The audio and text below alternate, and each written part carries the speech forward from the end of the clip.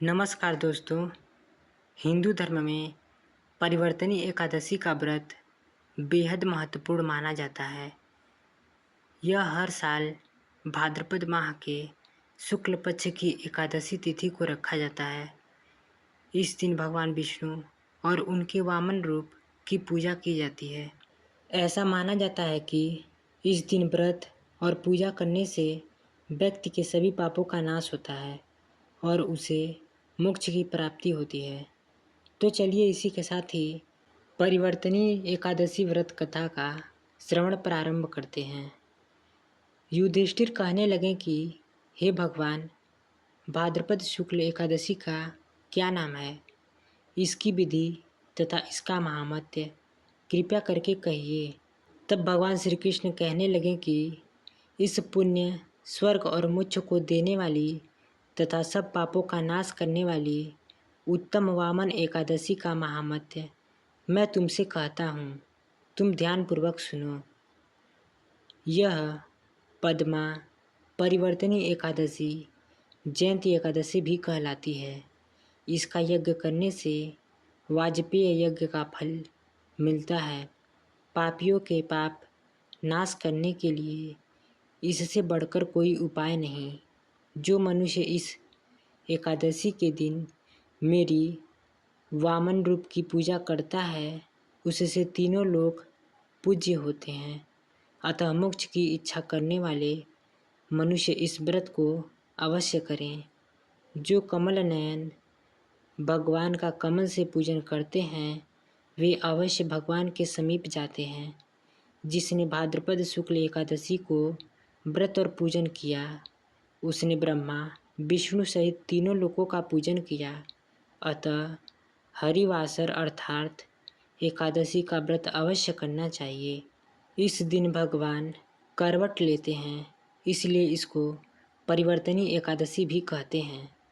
भगवान के वचन सुनकर युधिष्ठिर बोले, हे भगवान, मुझे अति संदेह हो रहा है कि आप किस प्रकार सोते हैं और करवट लेते हैं तथा किस तरह राजा बलि को बांधा और वामन रूप रखकर क्या क्या लीलाएं की। चातुर्मास के व्रत की क्या विधि है तथा उसके शयन करने पर मनुष्य का क्या कर्तव्य है, सो आप मुझसे विस्तार से बताइए। श्री कृष्ण कहने लगे कि हे राजन, अब आप सब पापों को नष्ट करने वाली कथा का श्रवण करें। त्रेता युग में बलि नामक एक दैत्य था। वह मेरा परम भक्त था। विविध प्रकार के वेद सूक्तों से मेरा पूजन किया करता था और नित्य ही ब्राह्मणों का पूजन तथा यज्ञ के आयोजन करता था। लेकिन इंद्र से द्वेष के कारण उसने इंद्रलोक तथा सभी देवताओं को जीत लिया। इस कारण सभी देवता एकत्र होकर सोच विचार कर भगवान के पास गए।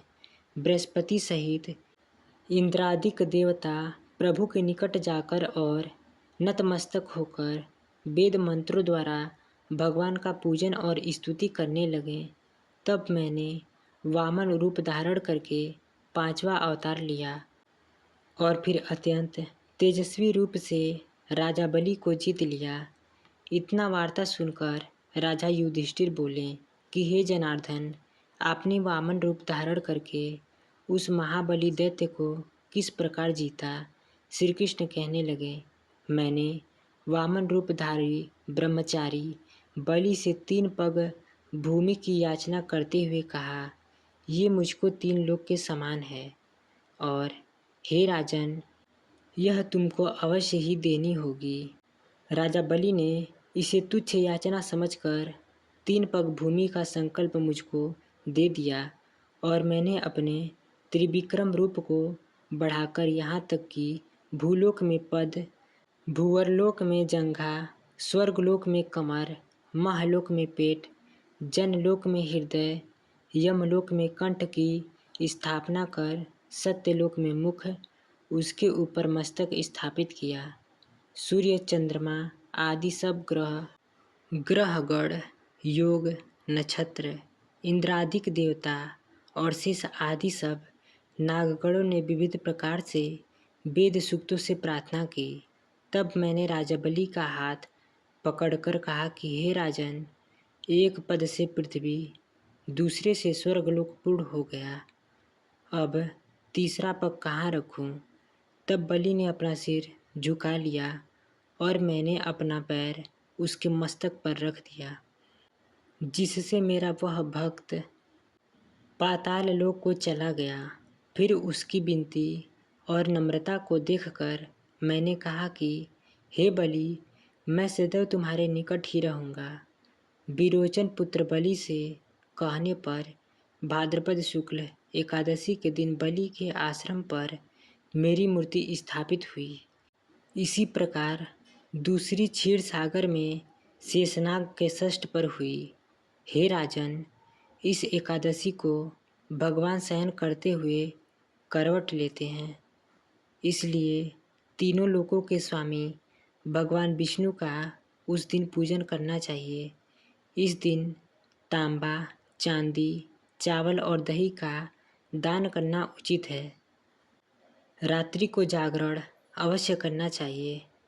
जो विधि पूर्वक इस एकादशी का व्रत करते हैं, वे सब पापों से मुक्त होकर स्वर्ग में जाकर चंद्रमा के समान प्रकाशित होते हैं और यश पाते हैं। जो पापनाशक इस कथा को पढ़ते या सुनते हैं, उनको 1000 अश्वमेध यज्ञ का फल प्राप्त होता है।